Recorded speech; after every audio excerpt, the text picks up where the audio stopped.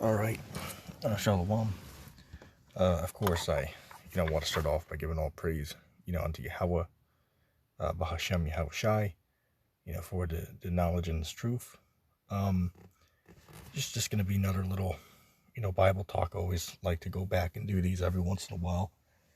It's always good to do these little commentaries, man, because you just gotta let the spirit flow, right? You never know what subject you're gonna go into, man. All right, because one thing I wanted to talk about real quickly is that when we do these lessons, which are what modern day epistles, because back when Yahweh Shai was on the scene, the apostles and really anybody, if they wanted to write letters to somebody, they would have to sit down with a pen and they'd have to write it. Sometimes if you're higher up in the society, you would have a scribe write down your words for you on a piece of paper. So you just sit there and tell them what to write down and they write it down for you. So somebody's going to say, well, see, that proves that Apostle Paul's writings are not Apostle Paul's words.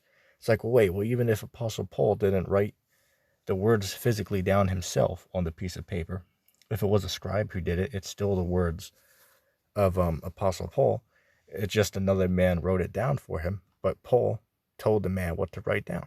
So even if that was the case, it still classifies as the words of Paul.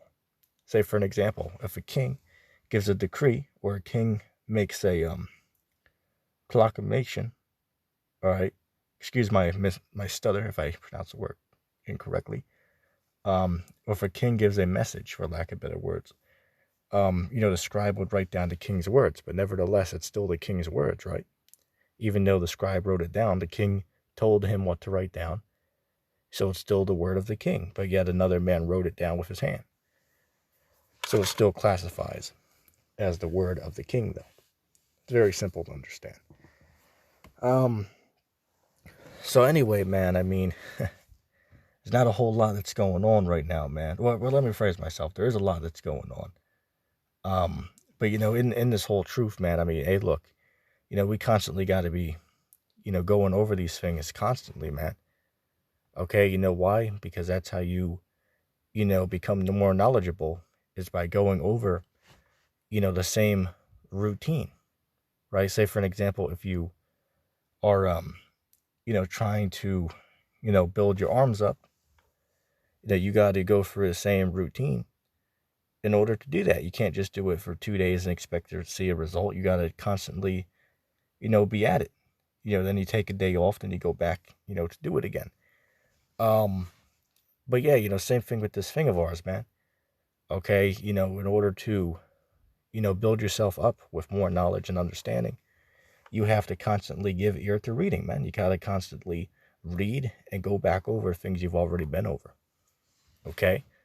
And that's what's good about doing these lessons, right? These modern day epistles is, we quote the scriptures, we read the scriptures. And for one, it's bringing it back to our memory. So now we're memorizing it over again, which is beneficial for us. But then for the viewer, you're hearing it and now you're learning it.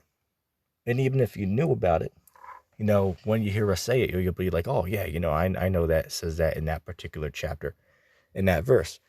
So even if you already know it by heart, you're still memorizing it even deeper, right? So it's getting even more ingrained in your memory, right? So, the Even Mind of God said this on one of his recent streams I was listening, and he said that, yeah, I like to watch, some of these guys, some of these, One West, Hebrew Israelite camps, because, sometimes they'll actually mention a scripture that I completely forgot about, so it brings it back to memory, right? So that's a good statement that Eddie made, right? So, these things are good, man, right? These are good epistles, right? Because it not only, brings us more knowledge by making us go back over and memorize the scriptures again when we read them, but also, for the listener, right? So anyway, one thing that's been going on is, I don't know if you guys seen the stream, but I was doing a live show a few days back. I believe it was 3 or 4 nights ago, and a group that calls themselves Tried and Refined, or as let's say, just like Elder Apostle Gabar, which of course is sincere shalom, and respect to Elder Apostle, Gabar, and all the other apostles and elders of Great Millstone, right? Much respect, I certainly do.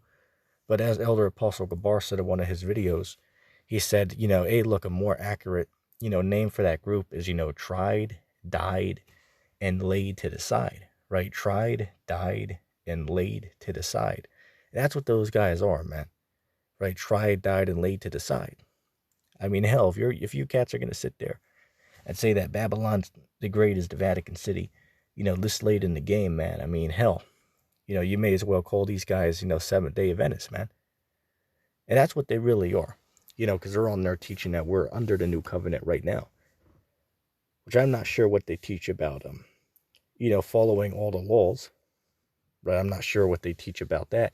And wait a second, if we're under the new covenant, well, according to, and you can read about it in, what is that? If we go to Jeremiah chapter 31, verse 31 on down. And then you can also go to the book of, what is that? What's that one? What is that? Romans 8th chapter, I believe.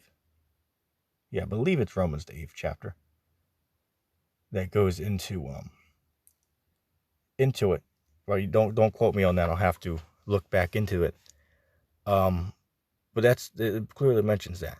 Okay, it clearly mentions the new covenant. Oh, excuse me, it's not Romans, it's Hebrews. Excuse me, it's Hebrews, the 13th chapter. Or not the 13th chapter. Excuse my stutter, I was just thinking of something else. Excuse my stutter. It's Hebrews chapter 8. Or Hebrews chapter 8. As I said, excuse my my mind fart right there, excuse me. Hey, that happens sometimes, you get sidetracked, when you're trying to think of something, and then you talk, and it comes out wrong, you know what I'm saying? But it is what it is. You can look those up, read it yourself, and what does it say?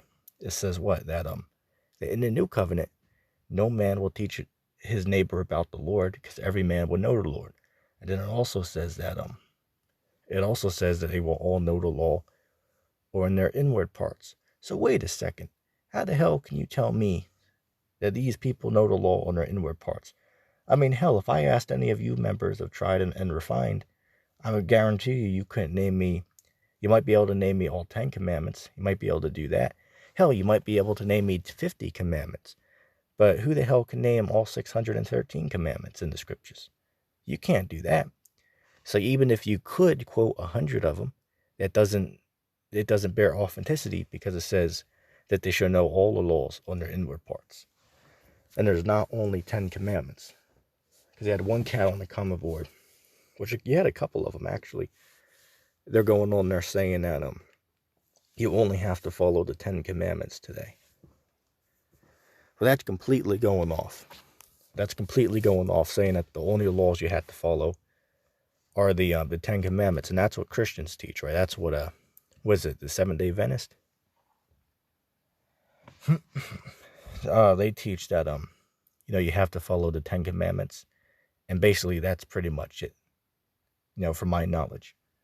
But that proves that they're clearly going off, because you know what, if there's only 10 commandments, well then by logic that must mean that you can eat whatever meat you want today, because it doesn't mention in the 10 commandments, it doesn't mention the dietary law.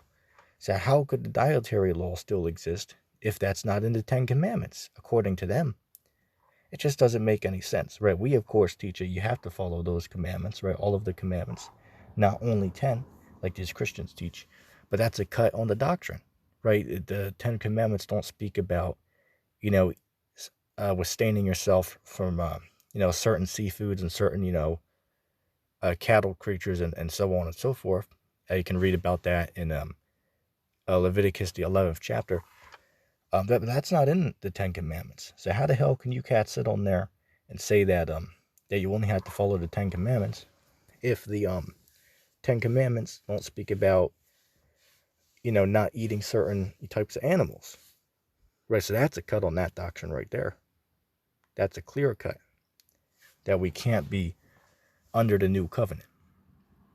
That's a clear cut, man. Right, there's no way around it. Okay, there's no way to get around that. That there's more than 10 commandments you got to follow.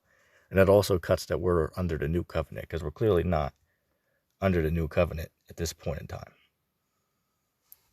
It's very clear. As I said, just read Hebrews the 8th chapter and Jeremiah chapter 31, verse 31 on down, man. All right, it's very it's very clear. Right, it's very clear.